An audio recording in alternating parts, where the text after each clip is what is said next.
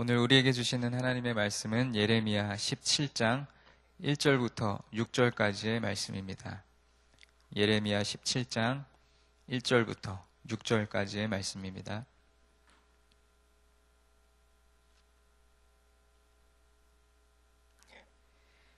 우리 1절부터 6절까지 다 함께 봉독하도록 하겠습니다.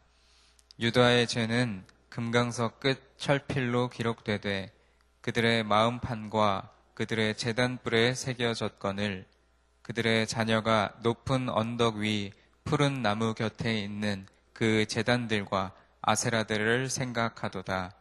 들에 있는 나의 산아, 내 온 영토의 죄로 말미암아 내가 내 재산과 내 모든 보물과 산당들로 노략을 당하게 하리니 내가 내게 준 내 기업에서 내 손을 뗄 것이며 또 내가 너로 하여금 너의 알지 못하는 땅에서 내 원수를 섬기게 하리니 이는 너희가 내 노를 맹렬하게 하여 영원히 타는 불을 일으켰음이라.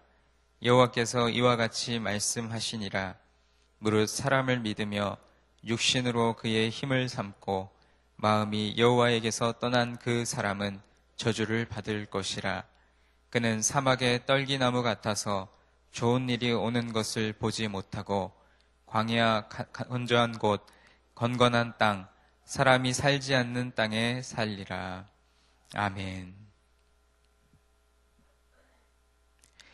16장 말씀에서는 은유의 말씀으로 심판의 조짐을 보여주셨던 하나님께서 이제 17장 말씀에서는 유다가 죄와 벌을 받게 되는 이유와 또 모습에 대해서 직접적으로 분명하게 말씀하고 있습니다. 1절 말씀에 보면 유다의 죄는 금강석 끝 철필로 기록될 것이다 라는 말씀에서 이 금강석은 우리가 이미 잘 알고 있는 다이아몬드를 가리키는 것입니다. 이 금강석의 단단한 정도가 지구상의 어떠한 광물 중에서도 가장 높기 때문에 어떤 물질을 뚫고 또 갈아내는 데 사용되었습니다. 그 끝에 가장 뾰족하고 날카롭고 강한 철필로 기록되었으니 얼마나 강력하게 기록되었다는 것이겠습니까? 그런데 그것이 어디에 새겨졌는가 하면 마음판과 제단 뿔에 새겨졌다고 말씀합니다. 돌판에 새기듯이 본디 하나님의 계명을 새겨야 할 곳인 사람의 마음속에 백성의 죄가 지울 수 없게 단단히 새겨져 버렸습니다. 이 마음판에 새기다 그리고 돌판에 새기다 하면 떠오르는 사건이 있습니다. 바로 시내산에서 하나님께서 친히 돌판에 언약 조건을 기록하셨던 일입니다. 그리고 잠언의 말씀에 보면 오늘 말씀에도 등장했던 마음판이라는 이것이 두 번이나 언급이 되는데 먼저 첫 번째로 언급되었던 잠언 3장 3절 말씀에 보면 인자와 진리가 내게서 떠나지 말게 하고 그것을 내 목에 매며 내 마음판에 새기라 라고 기록되었습니다. 그리고 두 번째로 언급되었던 잠언 7장 3절 말씀에서도 이것을 내 손가락에 매며 이것을 내 마음판에 새기라 라고 말씀합니다. 곧 여호와의 말씀 그리고 계명과 토라, 이 율법을 마음에 기록되어야 한다고 말씀하는 것입니다. 이 두 가지 잠언의 말씀은 아주 강력한 언약적 표현을 담고 있습니다. 그런데 오늘 말씀 1절에 등장한 마음판과 그리고 이 잠언에 등장한 마음판은 아주 놀랍게도 역설적이라고 볼 수 있습니다. 여기에는 유다의 언약 그리고 사랑과 충절이 있는 것이 아니라 죄악이 있어서 그 마음판에 새겨졌습니다. 제단뿔이라는 것 또한 언약적인 관계성을 더 강조하는 말입니다. 제단의 뿔은 지성소의 한 자리에 배치되었습니다. 제단 자체는 희생의 장소이고 죄가 고백될 수 있었으며 희생 제물이 바쳐졌고 또 구속이 구원의 그 능력이 효력을 발휘할 수 있는 장소였습니다.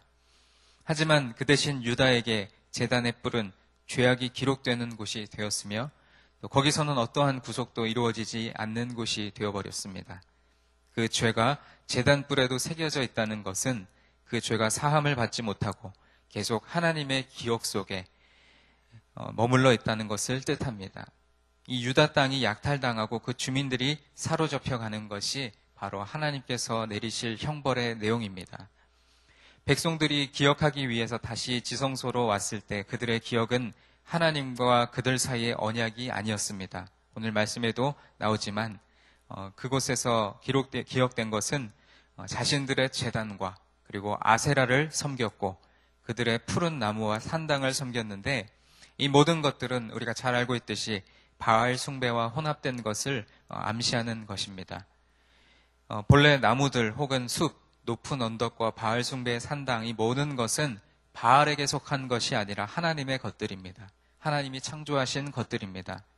예레미야 말씀은 결혼과 풍요의 이미지를 하나님과 유다 백성이 맺은 언약을 묘사하는 데 사용했습니다. 더구나 이 구절은 다시금 혼합적인 숭배를 그의 거룩한 산, 즉 시온에서 하나님께 드려져야 할 예배와 대조하여 표현하고 있습니다. 3절 말씀에서 하나님께서 약탈하도록 포기하실 부와 재물은 예루살렘에 저장된 왕실 보물 이상의 것이었습니다. 여기에는 유다가 바알에게서 받은 것으로 여기고 있는 풍요로부터 나온 것들도 포함되었습니다. 호세아서에서처럼 이 구절에서도 여호와께서는 땅의 풍요를 제하여 버리겠다고 위협하십니다. 하나님의 선택받은 자들로서 유다가 받은 기업은 바로 그 땅인데, 이는 백성들로부터 빼앗김을 당하게 됩니다. 그것은 그 땅이 하나님을 향한 언약적 사랑이 아닌 죄를 위한 산당들로 가득 차버렸기 때문입니다. 여기서 우리는 하나님께 받은 기업, 그리고 하나님께 받은 땅을 생각해 보아야 합니다. 하나님께서 우리 각자에게 주신 땅과 기업은 지금 무엇으로 채워져 있습니까?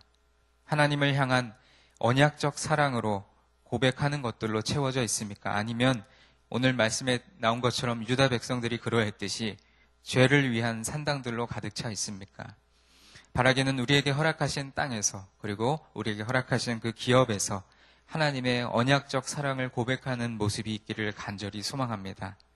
4절에서 유다는 하나님께서 주셨던 이 기업을 다시 되돌려주거나 빼앗기게 되었습니다. 그러므로 하나님은 유다를 포기하고 이제 그들을 적들의 손에 넘기게 되실 것입니다. 그리고 유다는 스스로가 자신의 기업을 떠나 알지 못했던 땅으로 추방되는 것을 발견하게 될 것입니다. 하나님의 심판은 유다를 향해 타오를 영원히 꺼지지 않는 불길이 될 것이라고 선포합니다. 이 말씀에서 내게 준 내 기업에서 내 손을 뗄 것이며 라고 말씀하신 부분에서 갑자기 차갑게 돌변한 하나님의 모습이 떠올랐습니다. 그러면서 제가 속해 있는 삶의 자리를 돌아보게 되었는데, 하나님께서 맡겨주신 기업이 목회자인 저에게는 목회 사역을 감당하는 목회 현장이라고 볼 때에 하나님께서 제 손에 붙여주신 귀한 사역들이 있습니다. 그런데 그 사역을 하나님의 은혜로 충실하게 감당하지 못하고 도리어 하나님의 영광을 가리는 일이 되어버린다면 하나님께서는 그 사역에서 제 손을 떼게 할 것이다 라고 생각하니 제 마음에 갑자기 두려움이 엄습해 왔습니다. 여러분의 삶의 자리는 어떠하십니까? 여러분에게 허락하신 귀하고 소중한 일, 그리고 여러분 각자에게 맡겨주신 하나님의 사명, 사역들이 있고 또 기업이 있습니다. 그런데 그것에서부터 하나님이 손을 떼게 하신다면 여러분이 느끼게 될 박탈감과 상실감은 이루 말할 수 없을 것입니다. 유다 백성은 바로 그러한 죄와 벌을 받게 된 것입니다. 5절로 6절의 말씀에서 여호와를 전적으로 의지하지 않고 자신의 능력을 포함하여 덧없고 죄 많은 육신의 힘과 능력을 의지하는 자들은 그것 때문에 하나님으로부터 외면당하고 또 생명의 근원에서 떠난 사람이 된다는 것을 보여주고 있습니다. 본문에서 유다 백성들은 인간의 신뢰를 두고 하나님보다는 그 자신의 힘을 의지하고 있는 사람처럼 보입니다. 그러나 그의 종국은 저주받는 자의 운명이 될 것입니다. 저주받은 자는 강한 자이며 사람을 의지하는데 정치적인 어떤 조약이나 동맹 혹은 하나님보다는 그 자신의 개인적인 권력을 의지하는 사람입니다. 실제로 이 사람은 고의적으로 하나님으로부터 돌아서게 되는 것입니다. 이것은 정확히 유다가 범한 죄를 드러내고 있는 말씀입니다. 이러한 행동의 결과는 6절 말씀에 보면 사막의 떨기나무와 같이 황폐하게 되는 일을 보게 됩니다. 이 관목 수풀은 계속해서 태양과 사막의 열기에 노출됩니다. 그 자신의 생명을 유지할 것이 있다고 해도 성장을 지속하기 위한 물은 이제 거의 없거나 아예 없는 상황이라고 볼 수 있습니다.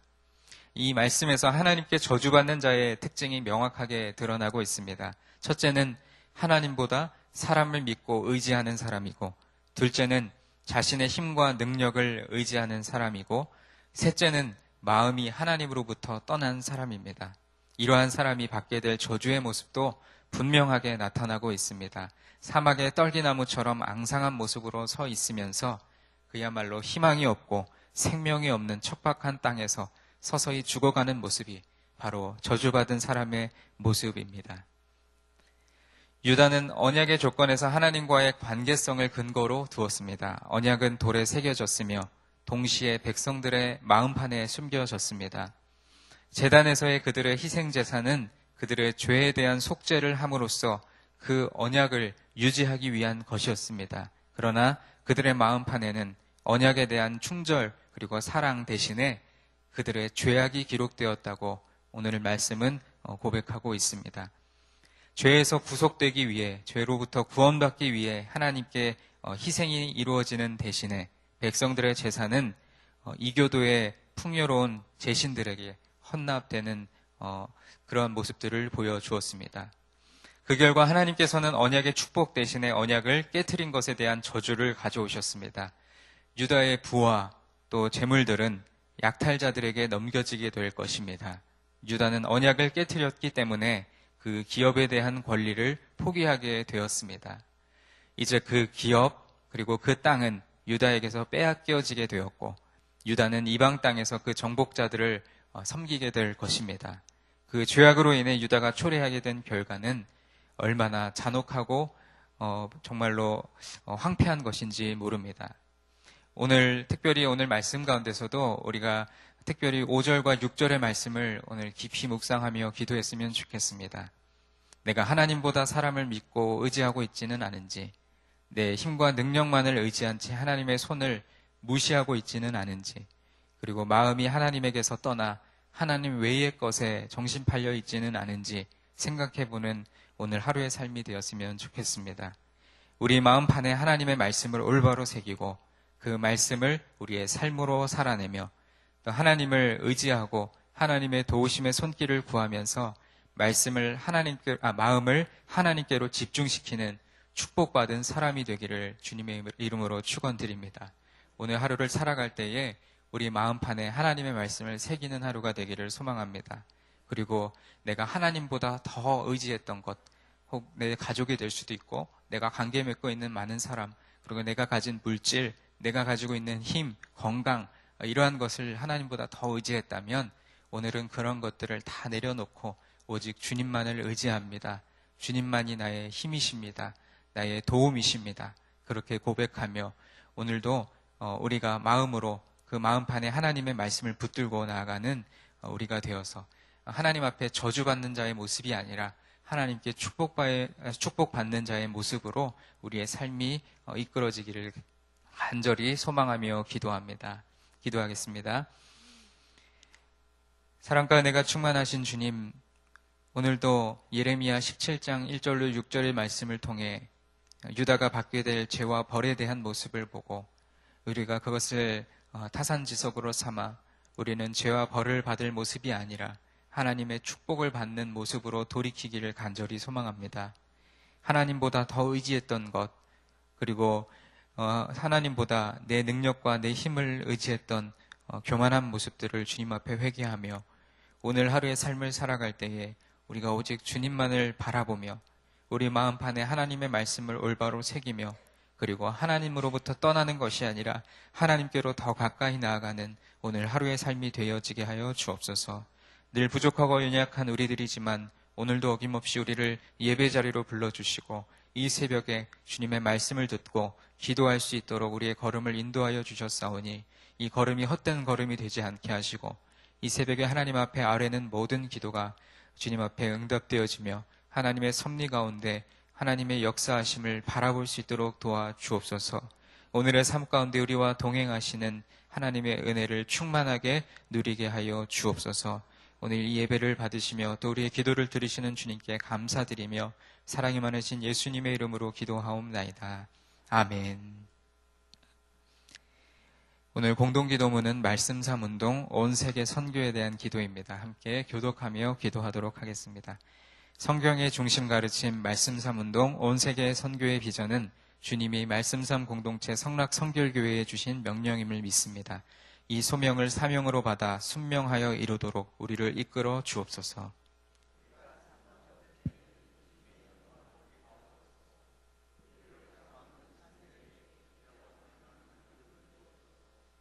문제를 통찰하는 지혜와 한계를 넘어서는 용기를 주시며 하나님 나라를 위해 헌신하는 사람들을 보내주시어 거룩한 영적 부흥을 함께 누리고 나누게 하옵소서. 아멘. 주기도문 하시겠습니다. 하늘에 계신 우리 아버지, 아버지의 이름을 거룩하게 하시며 아버지의 나라가 오게 하시며 아버지의 뜻이 하늘에서와 같이 땅에서도 이루어지게 하소서.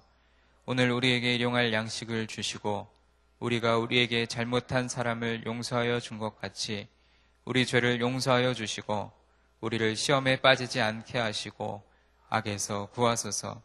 나라와 권능과 영광이 영원히 아버지의 것입니다. 아멘. 다 함께 기도할 공동 기도 제목을 드리겠습니다. 지금 들은 말씀이 우리의 삶으로 실제적으로 이어지게 하옵소서. 또 교육부 목회자들과 교사들을 축복하시고 여름 성경학교의 귀한 열매가 맺혀지게 하옵소서. 오늘부터 시작되는 유아 사무엘 여름 성경학교를 축복하여 주옵소서. 오늘 오후 5시 30분에 해외 선교부 정기 기도회가 있습니다. 그 기도회 시간을 통하여 온 세계 선교 비전을 이루게 하옵소서. 또 내일 주일 예배를 준비하며 섬기는 모든 분들을 축복하시고 특별히 담임 목사님의 영육을 강건케 하옵소서. 공동의 기도 제목을 위해서 함께 기도하시고 또 여러분 각자가 가지고 나오신 기도의 제목을 놓고 기도하시다가 자유롭게 돌아가도록 하겠습니다. 기도하겠습니다. 하나님 아버지, 오늘도 이 새벽에 우리를 인도하여 주시고 또 우리에게 찬양의 자리, 또 말씀의 자리, 또 기도의 자리를 허락하여 주시니 참으로 감사합니다. 하나님 무엇보다도 오늘 예레미야 17장 5절로 6절의 말씀 가운데 하나님 앞에 저주받았던 자들은 사막의 떨기나무와 같이 황폐한 모습, 그러나 그러한 모습으로 될 수밖에 없었던 것은 하나님보다 더 의지하였던 자신의 힘과 능력,